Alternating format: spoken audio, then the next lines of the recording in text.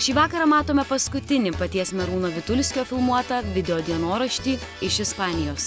Spektaklis pastatytas ir jau kitą savaitę tenoras grįžta į Lietuvą.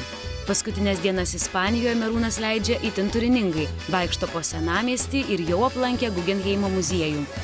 Bet čia dar nesupratau, kas čia ir čia balionai, ne balionai, ką čia nori parodyti.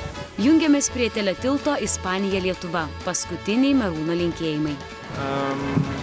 Dar kada noriu paprašyti paskutinį kartą, paskutinį sekmadienį stipriai palaikyti Eriką, nes kitą savaitgalį žinau, kad teks estafetę perimti man, tai tada darysiu pilna koja kaip mano žmona. Tai balsuokit, palaikykit, jeigu tik tai turite tikėjimo į mūsų šokėjų šeimą ir iki pasimatymo.